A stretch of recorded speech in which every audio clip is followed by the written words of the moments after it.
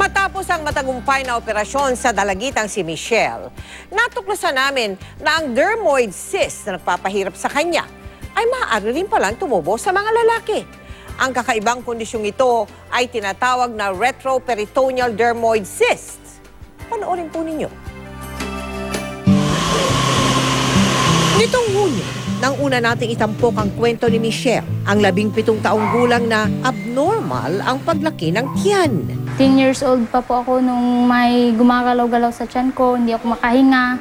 At ito lamang 16 ng Hunyo, nabigyan lunas na ang kanyang karamdaman. Inabot ng halos 4 na oras ang operasyon na pinagtulungan ng 4 na doktor. Una, akala namin galing sa ovary. Pero kitang-kita during the operation na normal yung parehong ovaries. Ang location is retroperitoneal. Nandun siya halos sa compartment na ng mga kidneys. Ang retroperitoneal dermoid cyst ay kakaibang uri ng dermoid cyst na maaaring tumubo sa babae man o sa lalaki. Yung germ cells, imbis na pumunta sa dapat puntahan lang, nasa ovary lang dapat siya, or sa testis. Ano nangyari? Nagpunta siya sa retroperitoneal nga. Nag-migrate siya doon. At from there, nag-start tumubo yung dermoid cyst.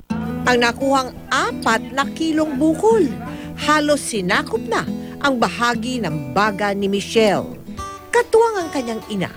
Balik trabaho na ngayon si Michelle. Malaking ginhawa po na nawala na po yung bukol sa tiyan ko. Ngayon, flat na po siya. Hindi na po ako mapagkakamalang buntis. Sa ngayon po, magtatrabaho po ako para makapag-ipon sa aking pag-aaral. Ang 6 na taong paghihirap ni Michelle dahil sa dinadalang bukol sa tiyan, sa wakas, wala na. Maraming salamat po sa lahat ng tumulong sa akin para maoperahan.